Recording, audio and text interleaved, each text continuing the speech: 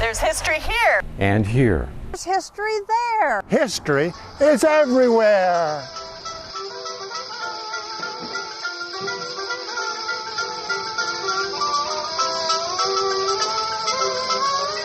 Going to be going very rapidly and looking at a bunch of pictures, so you don't have to listen to me so much, just have to look at the pictures. About 200 of them in the next 45 minutes. 3 different batches of glass negatives that came recently to light. The first batch we're going to look at were taken around 1900, second batch were taken around 1920, and the best batch we're leaving till last. Those were taken during the orchard boom from around 1909 to 1917. The first batch was taken by these guys. This is Vincent Medynski. He's the descendant of Polish nobility, at least as far as his story goes. We only have his account of it. His grandfather was supposedly imprisoned by the Russian Tsar in Siberia. His father escaped that fate because he happened to be in England at the time where Fred was born.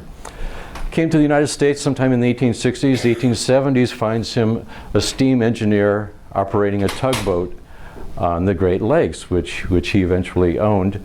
Tugboat sank in 1880, and his next job was, according to the Medford newspapers, he ran the largest distillery in the world in Des Moines, Iowa. I just recently found that some Des Moines papers that call him the engineer there, someone else was his boss, so apparently he was again an engineer running the steam engine that operated the distillery. That distillery was closed in 1890 because Iowa went dry, so he comes to Medford, sinks $10,000 of his own money into building a distillery in Medford, huge distillery, which apparently was pretty successful, but for reasons I haven't been able to fathom, it closed in a flurry of lawsuits in 1895, loses all his money.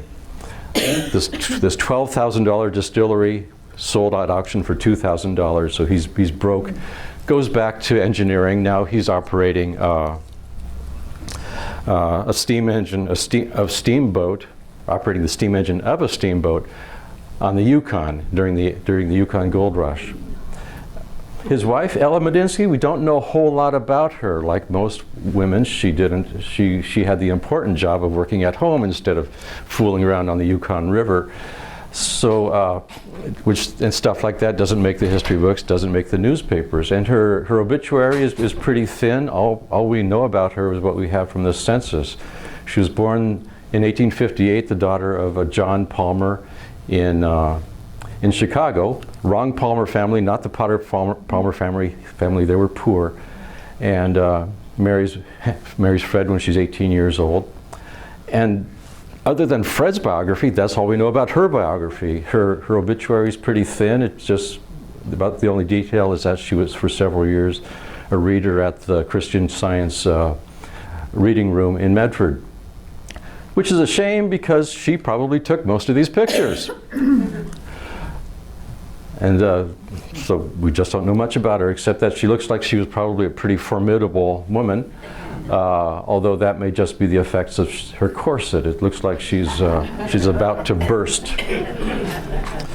So, some of the pictures were taken by Fred, obviously, because they're of Alaska. They're taken on the Yukon River. Don't know anything about them other than what we can find about the ships. Some of the names we can read.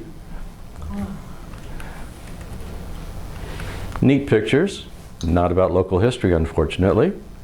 I'm sure Alaska people would be interested. This is interesting. Obviously, it's the riverbank, and those ricks of wood are how they fueled these steamboats. In the 18th century, this is along every riverbank and every railroad, you would see ricks of wood like this. This is how people made their living, neatly divided up into a cord and a half cord. So whoever was who needed wood would know that he was getting his money's worth. Uh-oh. Okay, it's working. And he took some pictures of the natives, of the locals. No idea what's going on here. I guess maybe the women are too shy. No idea. And he took some pictures of his office. Of course, this is the engine of one of the boats he worked on. And Fred apparently did not have a very steady hand. A lot of them are like this, pretty blurry. And you can see that this negative was broken. These are all glass negatives. Even if they're broken, they're still of value. These are not cracks, these are breaks. You just piece it together on the scanner frame and take a scan, and it's pretty, you get a really good result. I could have photoshopped those cracks out, but I'm just too lazy. Another ship, a different ship, and more blurry pictures. And some really beautiful ones, but unfortunately they're of anonymous islands on an anonymous water somewhere between Seattle and Dawson, I'm sure. And he brought souvenirs home. These pictures were taken in the parlor of the Medinsky home on North Central. That's Fred and his daughter, Edith. They had 2 children, only one of which lived to maturity, Henrietta Amelia Medinsky. And they took several pictures dressed in what the title calls their Alaska clothes, in their souvenirs. And no, that's not a dog, that's not an animal, that's a dead animal. That's the skin of an Arctic fox, which you'll see later on, repeatedly. There it is again. And here's an assemblage of some of his souvenirs, scrimshawed walrus tusks, photographs of Alaska, and a souvenir umiak. And in the upper left-hand corner are the pictures we just saw of Fred and Edith. This is their house on North Central, 316 North Central. It's gone now. It was torn down sometime in the 60s. And we have several pictures of the interior, which I assume were taken by either Ella or Edith. And there are several pictures, and in them, everything inside keeps changing position and reappearing. Like, see, there's the fox is on the floor where you wouldn't want to have a fox, right in the traffic area. And so these are not actual pictures of the interior, these are compositions. And you can see there's some of the Alaska pictures and the scrimshawed tusk, and the fox has moved again. Now, this is not a Medinsky picture, but if you're all familiar with local history, I'm sure you've seen this picture. It gets reprinted all the time. This building still survives at the corner of Bartlett and Main in Medford. It doesn't look like this. It was modernized in the 30s, so that dust-catching Victorian gingerbread is gone, and it was covered with a smooth layer of stucco to make it look completely without personality. But I've always, mined this photo for information, the names of the various businesses that were operating out of the building at the time. And I've always noticed right here, a little tiny sign that says H.A. Medinsky Millinery. And it never even occurred to me that one day I'd be able to go inside that millinery shop. Here are the windows displaying Henrietta's hats. No idea what this is supposed to represent, other than I guess spring has come. And there's Henrietta in the doorway about to let us in. And now we're inside a store in Medford from 115 years ago. And these are apparently time exposures, because Henrietta could not hold still long enough to not be blurred. And here's Henrietta on the left, and Nora Bates, her friend and employee, on the right. This picture was taken 4th of July, 1900. October 24th of that year, she would be marrying marrying Nora's brother, William W. Bates. And this apparently is William in the parlor with Henrietta. And here's a picture of the interior of the Medinsky house on October 24th, 1900, and we can compare the description in the Medford Mail with what we see in front of us. The Medford Mail reported that the decorations for the wedding, the double parlors were profusely decorated in white bunting and festoons of ivy. The corner where the happy couple stood was formed by an arch of green and white, with a white silk parasol covered with white chrysanthemums, conveying the wish that their future may be protected from all storms, and that only showers of blossoms may be their lot. Unfortunately, that marriage ended in divorce. You people are terrible. This is not one of the jokes. Can I get a new crowd? And Henrietta remarried, and that marriage again ended in divorce. And we have a series of pictures from the 4th of July parade in 1900. That's Henrietta on the left and Nora on the right, all decorated up for their participation in the parade. I think this is somewhere on South Fir. It's hard to tell. We don't have many pictures taken from Medford's early days that were taken far from Main Street. I only wish they'd spent as much time on their hats as they spent on their bicycle. But these apparently were fashionable summer hats in the year 1900. You'll see hats like those later on in some other pictures on other people. And here they are driving down Main Street, riding down Main Street. This is 8 years before Main was paved, eight years before any street in Southern Oregon was paved. Main Street in Medford was the first paving in Southern Oregon. This picture was taken at Main and Central. That brick building that you see now is where U.S. Bank is today. And this is the float of Lillian Barr, who that year was the Goddess of Liberty. And the way you became the Goddess of Liberty in those days was every parade had to have a Goddess of Liberty and an Angel of Peace, and the Goddess of Liberty was an elected position. And the way you voted was votes were for sale. I don't know how much votes cost in 1900, but she got 1,496 votes, and Tessa Saltmarsh was second place with 794. Interestingly, Etta had been Goddess of Liberty 8 years previously in 1892 when the distillery was still going strong. Come on. And the court of the Goddess of Liberty is usually veterans. You can see the GAR veterans in the front, and something pretty new for 1900, and behind her are veterans from the Spanish-American War. And the same picture, you probably wouldn't have noticed it, but I was really turned on to see this because we see for the first time a picture of the Crater Confectionery, and I know you'll all be as excited as I am. Because previous to this picture, the only picture we had of the crater showed that beautiful painting of Crater Lake in tatters, just no image remaining at all.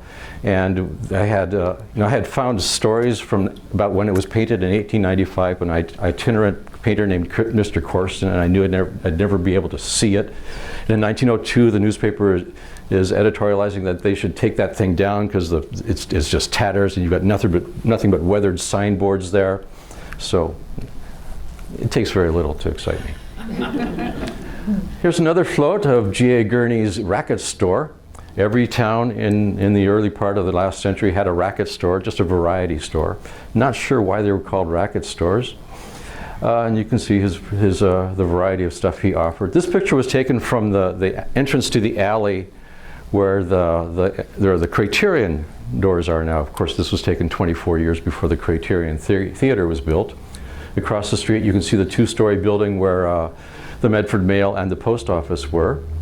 And to the left is a building under construction, which is now considered to be part of the same block, which is called the Halley Block. That part was not built by the Halleys. It was built by J.R. Wilson, who was a blacksmith at the time. And here is the Angel of Peace, I promised you. This is, who is she? She's Jenny Woodward, who is the Angel of Peace. And behind her you can see the Vienna Bakery. Never thought I'd be able to go inside the Vienna Bakery, but there it is. And it had recently been bought by who? By Frank Wilson. And so that's probably why it looks all clean and sanitary, but it looks pretty nice. You know, you've got frosted cakes and jelly rolls and giant cookies, I guess those are. Big slabs of cake on the top of the counter. I think those would stick with you for a while, as would those donuts. This is really an evocative picture for me. It just looks like, you know, this is where you want to live. You just want to dive in there and live there. You know, it just looks so nice. You can hear the barbershop quartet. There are a few problems with this. One is that the barbershop quartet wasn't invented until the 1940s. There's no such thing as a barbershop quartet in the 1890s. But I love the young ladies in their shirt waists with the leg of mutton sleeves and the long dresses. Of course, the picture doesn't show you that the hems of their dresses are probably caked with horse manure. It doesn't show you the people who couldn't make it to the picnic because they're at home with typhoid fever. It doesn't show you the people who are going to go home with food poisoning from the warm potato salad. It doesn't show you the people with tuberculosis attending the picnic, discreetly coughing bloody sputum into their handkerchiefs. The point being, the good old days were awful. Count your blessings. This is one of the few captioned pictures we have. It's called Edith's Feast. And this apparently is Edith, and it looks like she's about halfway through her penny candy as a special 4th of July treat. Feature of the 4th of July was a balloon ascension. They hired a guy to come and do it. He didn't do it on the 4th of July because it was too windy. These pictures were taken the 7th of July, 1900.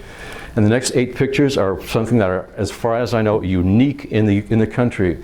A sequence of pictures of a balloon ascension, just anywhere. I don't think anyone else has these. And this is a hot air balloon. They had to build a wood fire to fill it up with smoke. That's not a black cloth. That's smoke impregnated cloth. This ascension is taking place where the Carnegie Library is today. And there he goes. That's Professor Chris Nelson hanging. That's him way down at the bottom. Between him and the balloon is his parachute. You can see smoke billowing out of the balloon. He went up to 2,500 feet in altitude. Here he's hanging by his heels. Up and up. Just a dot.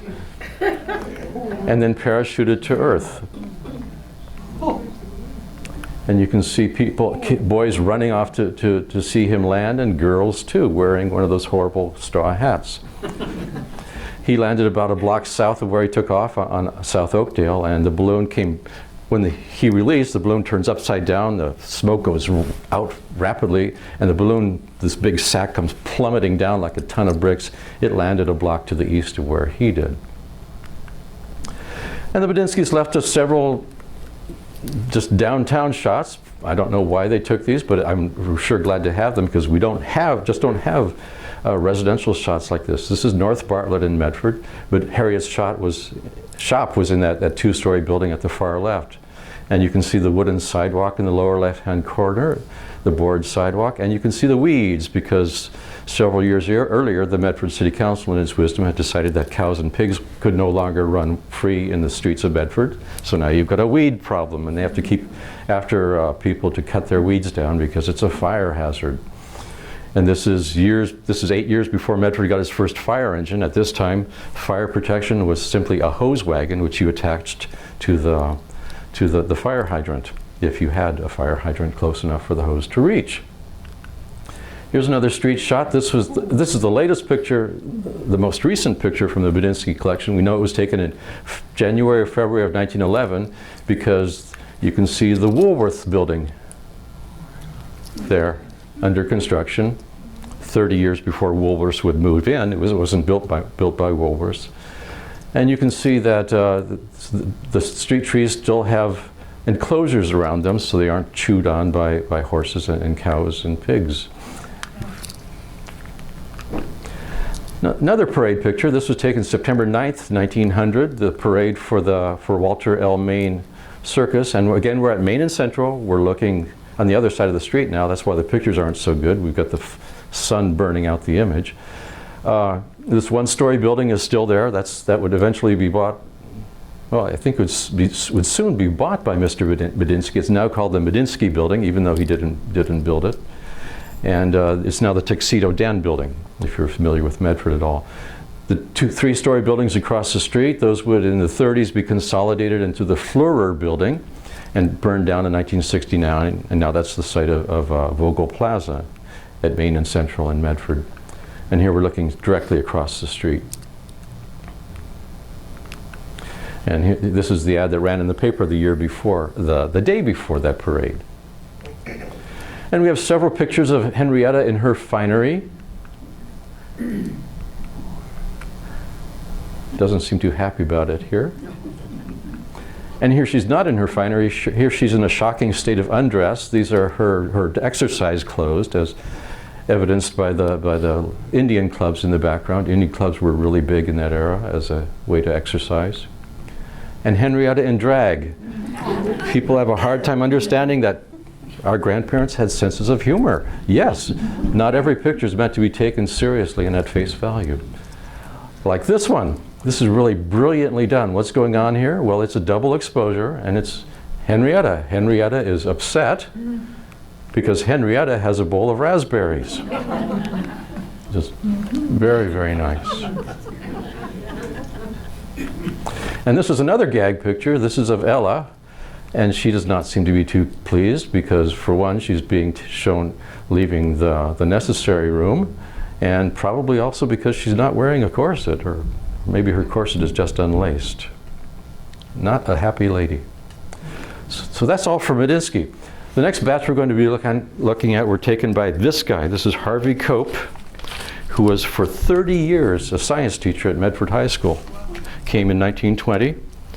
And I found a very heavy box on the counter at an antique store in Grants Pass. Picked it up and I thought, ooh, I know what's in this. So I started holding them up to the light. You know, chances are just astronomically against there being any local pictures or any that I'll be able to recognize as being local pictures.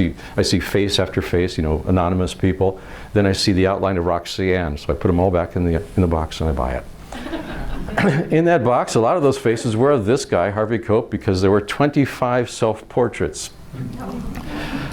I suppose he's entitled. He's probably trying to take his own picture for 30 different high school annuals. But I couldn't resist trying to animate him and making him turn. The only movie you'll ever see of Harvey Cope. This is his house at 24 Quince Street. It's still there today, although the plantings are nowhere near as disciplined today. It's overhung with trees and other greenery. Here's his wife, Ethel M. Cope, at the house next door, and his son, Nevin Harvey Cope, who went to Medford High School later, graduated in 1942, and lived until 1983 in Medford. And lots of pictures of students, which I thought, no problem. We have all the yearbooks. It'll be no problem to identify these kids. I had not reckoned on how unrecognizable people are in their high school annual photographs. They clean up to such an incredible extent, and then they're also airbrushed as well. But somewhere I could identify. This is Elsie Pardee. I found her in the 1928 yearbook. This is Audra Edwards. I found her in the 1932 yearbook. And this mystery girl, distinctive face, 3 pictures of her. I couldn't find her in the yearbook. I was hoping someone would identify her last week. No such luck. These two were easy to identify. I thought, geez, they might be sisters. Yeah, they're twin sisters. They're Frances and Elizabeth Ferry, who were also in the 1933 yearbook. I thought this might be Dwayne Gifford from the 1940 yearbook, and maybe this is Carl Hoots, also from the 1940 yearbook. No idea. No one shouted any sign of recognition last week. And couldn't identify these kids either, because you'd have to know them probably to recognize them from their yearbook pictures. And this is one of the 2 pictures that survived that he took in his classroom. And those are not beer cans up on the shelf. Those are mason jars full of chemicals. Cope was a tennis instructor or tennis coach at high school. This is not from one of his pictures. This is from a yearbook. This is his picture of the tennis courts at McLaughlin Junior High. He taught there when it was still Medford Senior High School. And in the background, Medco gracing us with plumes of black smoke. And of course, he moved to the new high school when it was built in 1931, opened in 32, I guess, and took pictures from the upper stories of that building. And this turns me on because this is where my house is. This is where I live. And also this field is where the first airplane to visit the Rogue Valley took off from. And we had no pictures previously of this area. And in the background you can see Sacred Heart Hospital, and the building with the sign on top is Pinnacle Packing. the left, you can see the Medford Refrigeration Company, the ice factory, where they iced all the fruit cars in those days. And here's a picture looking more north toward downtown. You can see the bicycle shelter. On the far right is Medford Pre-Cooling. That building is also all there. They had to pre-cool the fruit, or the ice would all melt and the ice wouldn't do any good. And this is the other only picture he took inside a classroom. And I thought, okay, he's had the camera set up because he's going to do an experiment and there will be an explosion. And then it occurred to me the explosion is probably the flash powder. He took the picture with the light from that explosion. And now we get to the good stuff. These pictures were all taken by this guy, James J. Owings, born in 1854 in Missouri. And this is a gag picture too, because he's holding a crummy little Brownie camera, and he was a professional photographer, and someone else is taking his picture with his good camera with the glass negatives. And this man was not only a professional photographer, he was an artist. The pictures the pictures I'm going to show are just unlike any pictures I've ever seen from this era. At the presentation last week, his son came. He was born in 1854, and his son lives in Eagle Point. It's just astounding. And he's taking a picture of his wife, his second wife, Betty Alice Fletcher Owings. She was born in 1913, so he's quite a bit older than she is. And this is where they lived. This house was on Western Avenue, where McAndrews meets Jackson Street, and the house in the background was the Sophia Ish Baker house. It still is. It's still there, astoundingly. There's a close-up, and that's Cecil's mom. Cecil is James Owings' son. And this is Cecil's older brother, who was born in 1914, and you can kind of start to see that these are not usual. These are not the usual pictures. Picture taken at their well in back of the house, and the Ish Baker house is blurry in the background. And he left us so many wonderful occupational pictures, not only pictures well framed, showing how people made their living, but showing these wonderful faces. Not just any photographer can get people to reveal themselves, to be at ease, yet pose at the same time. This is just really amazing work. Orchard workers.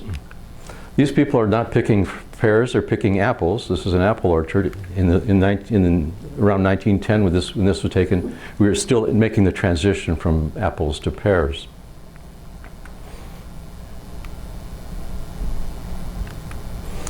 Don't know what packing house this is. The logo on the boxes is a C. Some are a C and some are a big crescent moons. Maybe it's the Connor packing house. I don't know. I haven't been able to find that logo on anything else.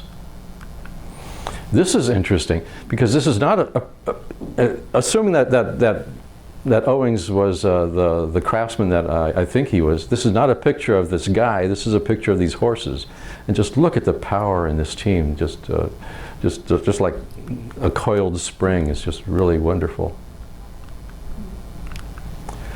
The Daisy Dairy. You'd think you'd be able to find a mention of the Daisy Dairy easy in the newspapers. Have not been able to find it so far. Lots of stuff just doesn't make the newspapers unless you're an advertiser. You can zoom in and see, you can see the sheepskin he sat on. You can see the paint peeling off. And there's Grandma. And you can see that Grandma was just a little bit vain. She's holding her glasses. And you can also see the ghost of their son, who couldn't hold still enough for the picture. Or their grandson, I presume. And this guy, he not only does have this really neat scissor grinding outfit, but look at this face. This guy is going to set the world on fire. Haven't been able to identify him either, or her. Or these guys.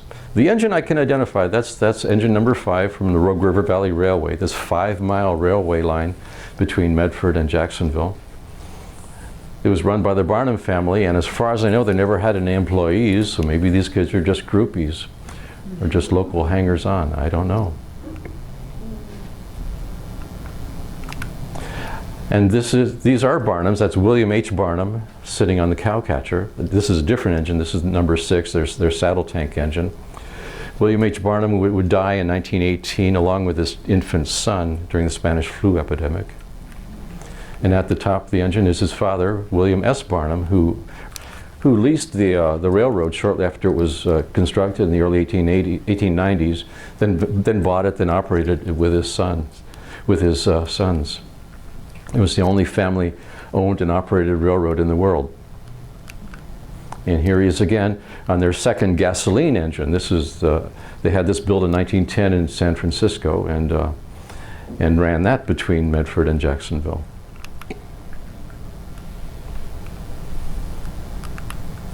And you'd think this would be easy to identify. You know, how many combination bicycle and shoe repair shops can there be in Medford? But again, they apparently didn't advertise, so I haven't been able to find a mention of them anywhere in the newspapers. This one I identified just last night because there was only one 1908 Pierce Arrow in town, and it was owned by Doc Pickle. Doc Pickle, of course, he's no longer with us, but when his house was torn down in the 30s, the magnolia tree in front of his house was moved to the courthouse grounds, and the pickle tree still survives. So Medford is one of the few towns in the country that has a pickle tree. And I thought I'd be able to identify these guys because there couldn't have been very many 1905 Buick pickups, no, 1907 Buick pickups in town, but not a mention in the papers. This guy, I was able to find the date because, of course, he's advertising the performance of Margaret Illington at the Page Theater. But if you increase the contrast and flip the image, you can read that he's also advertising Theda Bara at the Page. And those two stars only crossed one day, which was August 31st, 1917. And he's in the background is Washington School, which was on the grounds where the courthouse is today in Medford. Lots of billboards in early Medford. Every time there was a vacant lot, a billboard would fill the spot. This is right next to the Medford Hotel. Look at that guy. And you can just see that his clothes are just caked with paste. Haven't been able to identify this site. Again, we don't have many pictures that were taken off Main Street. This from the lighting, this must be 8th Street, and this is the era when 8th Street is just starting to go commercial. They're moving the houses off 8th Street and building businesses. Took a while to find where this was. I initially assumed that it was somewhere else, but this was in the alley, Merchants Alley, between U.S. Bank and the Goldie Building, between Main and Front. Between Central and Front, just off Main in Medford. And the focus was so good that I was able to read some of the headlines on the Oregonians he had here. And this picture was taken in May of 1910. Had quite a business going here. Yeah, isn't that neat? Socialism was really big in those years. Shortly after this picture was taken, the first socialist to hold public office in the state was elected in Medford. He represented the ward on the west side where I live. Has a telephone, electric lights. This guy I identified, that's Sam Kempthorne, his popcorn wagon. This picture was taken at Main and Front. This Main Street running in the background, and you can date it pretty closely because Main Street's paved, and they haven't moved the depot out. In the next year, they would move the depot a few blocks south and build a new depot. And so this picture was taken in 1909, or maybe late 08 or early 1910.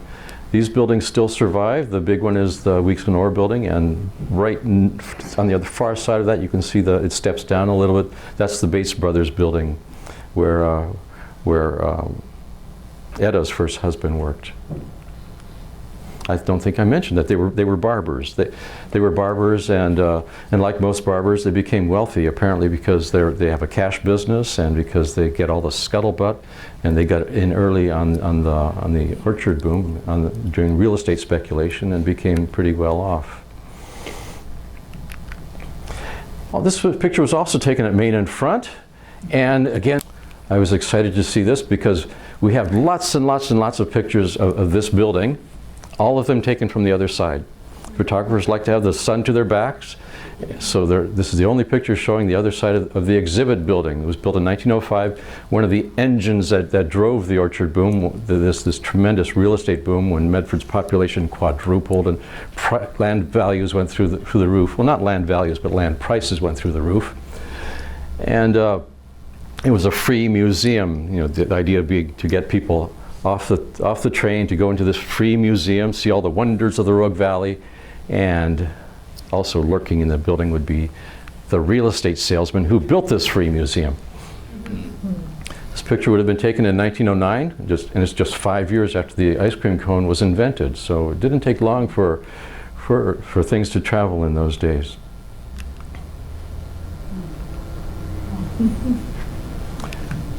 And Sam Kempthorne and the ice cream cart and all these carts, they went away in 1911 because they were determined. The official story was that they were determined to be eyesores, and they were cluttering up the streets of Medford, although I suspect that maybe some of the restaurants were not too happy with the competition. And 115 years later, they're back.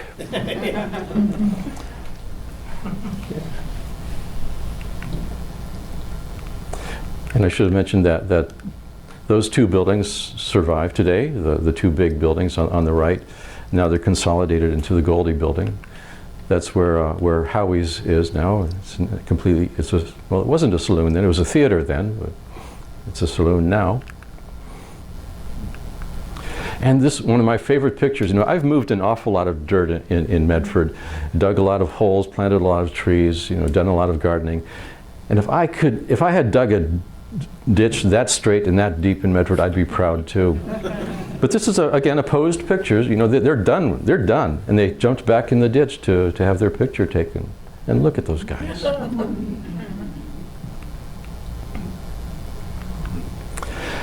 lot of dirt had to be moved, a shovelful at a time. This is all these buildings survive today.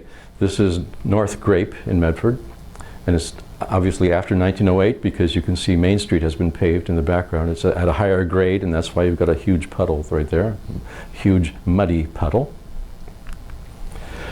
More mud. This was taken during the construction of the St. Mark's building, the Masonic building at the corner of Main and Holly in Medford. We're in the alley between Main and 6th Street, looking west. That's Holly Street, crossing in the immediate background. And these guys are not moving dirt, they're moving mud. And on the left, on the left you can see one of the masons laying stones. This was the largest stone building ever built in Southern Oregon. And there it is, nearing completion. Of course, this building's gone now. It was torn down in the 1970s, but these two stones still survive. They're still in that place. They knocked them over though now, so they're like park benches. You can sit on them. And if I recall correctly, there's also a brass plaque with a couple historical errors on that. So never believe anything you read about local history unless it's on my site. Construction of Medford's first skyscraper, as the newspapers called it, 4 stories high. Can you believe it? Up and up and up, and there it is, nearly complete. This building also survives. It was built for the Garnett Corey Hardware Company, but you might know it as the Liberty Building or the Leverett Building. All of Medford's buildings have had lots of different names, and that building survives today. This one does not. This is Medford's first purpose-built high school. This was on the site of where Lithia built their horrible tower. And in this picture, you can actually see some of Mr. Owings' stage directions. Everyone face that way, that way, that way. A couple people did not get the message, the small boy and his dog. And these guys, this has to be an absolute rarity. As far as I can tell, maybe Scott can help me with this, they must be framing a barn. They would they would cut and fit the timbers, where the timber was, and then move them to wherever the barn was being constructed. And you can see these beams have all been cut with an axe, with a broad axe. The saw was just used to cut off the ends, cut them to length. You can see this log's been partly squared off. Can you imagine? I can't fathom the amount of work that goes into this. It's just amazing. But that's how it was done back then. Things were changing though. This was a balloon construction building built out of lumber rather than post and beam. And Mr. Owings took two pictures of this group, one with their hats on and one with their hats off. And this is, prepare yourself for a Twilight Zone moment, because a strange thing happens when you take your hat off. You cause a person to appear. Oops. What? Spooky, huh? And I mentioned that 8th Street was going commercial. All those houses had to go. Well, this is how they went. This is, what is his name? Not that it matters at this date. This is Frank Burdan and his crew. So one of these kids is probably his son. And this is how they did it, with no more mechanical advantage than a long beam being pulled by one single horse. The cable wrapped around the chunk of wood there, and I guess the horse had to learn pretty rapidly to step over the cable. And nothing more elaborate than some wood, some bolts, steel cable, a lot of handwork, and some little wooden rollers. And a common complaint at the time during this era of incredible growth was that people would turn down a street and would be blocked by a house. So, and even today, if you drive around, especially West Medford, you'll occasionally see what people have called old farmhouses, surrounded by newer construction. And they aren't farmhouses; these were city houses, houses built right in downtown Medford in the 1880s and 1890s, and moved to their current site.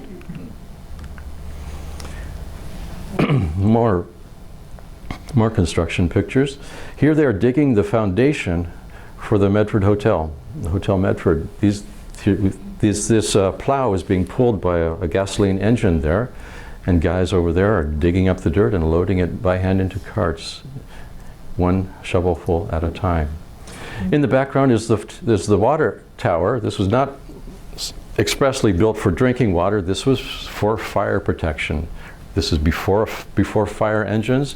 The only pressure for forcing water out through the hydrant and through the fire hose was from the elevation of the water tower, and there was a steam engine on the other side of it that pumped the water up into the top of the tower.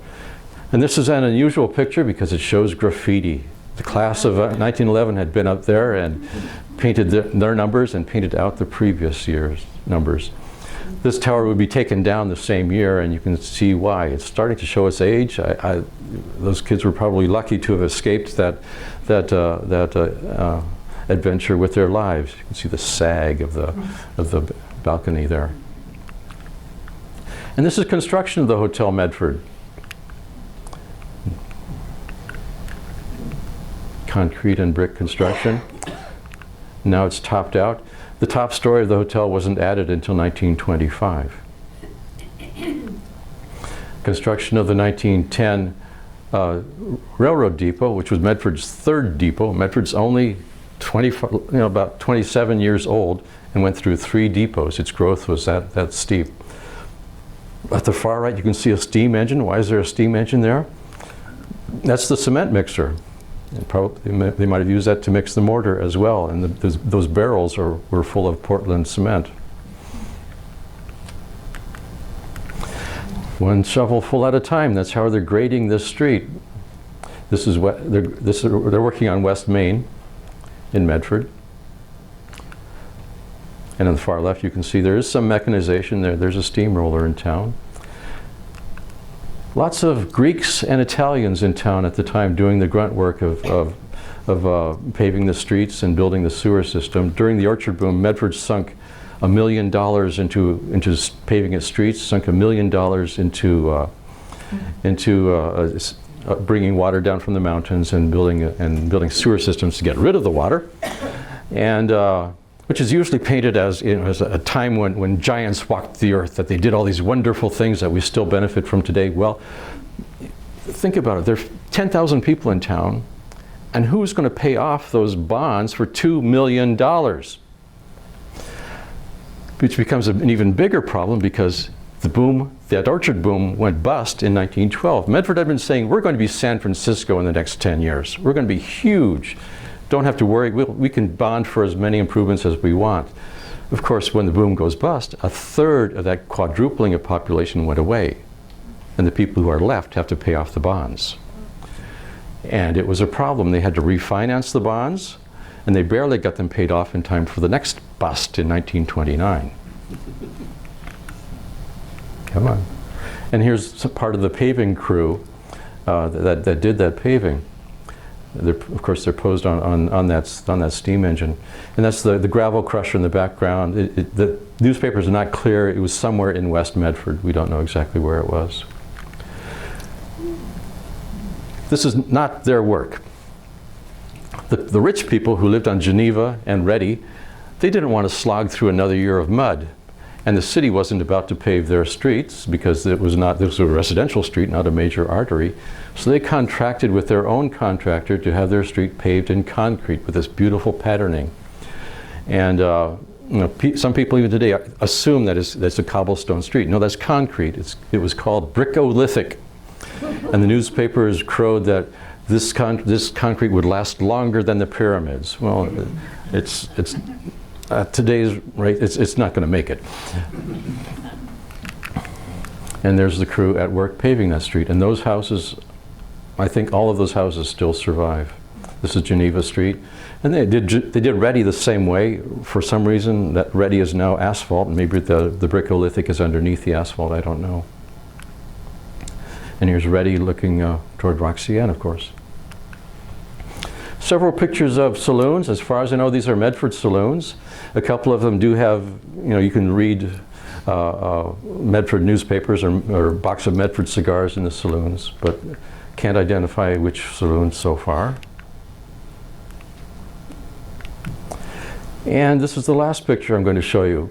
There are several postcard photographers took pictures like this of Medford from the top of Roxanne. And they're all just pictures of town, no features, nothing in the foreground. This picture, but Owings approached it differently. He went to the Sunnyside mine. There was a coal mine up on Roxanne, and apparently told those guys, get down there and lie down, I want you in the picture. And made, just a generic picture into a piece of art. And if you blow it up, you can see Main Street in Medford, where if you know what to look for. Anyway, that's 200 pictures in 45 minutes. I'm done. Thank you. And if you have any questions, I am prepared to answer them. Yes, sir. How old was Owings' son that came to your call? Oh, how old is Cecil? Cecil was born in 1929, so you do the math. He's awful darn old. He's not going to be with us much longer. Yes, ma'am. How long did the glass negatives, for how long were they used? When was this? Oh, I should have looked up stuff like this. I'm not a photographic historian. That's a huge field all to its own. Photography is a very complex subject. Lots of different topics have been used. But I was surprised to find that the glass negatives from the 30s. I suspect maybe he found old negatives, and since he was had the chemistry stuff, he could develop them himself. But I kind of doubt that anyone was using glass negatives in the 30s other than medical technicians. I don't know. Well, that's what my question is. It just seemed like it should have changed over earlier. Yeah, I'm deputizing you to find out, and next week make a full report. Yes, ma'am. Well, I had worked as an audiovisual archivist in Ohio, and I know there was some glass plates mixed in with nitrate negatives at a company up in the Youngstown area, and I think they went at least into the 30s somewhere, but they were starting to mix in nitrate as well.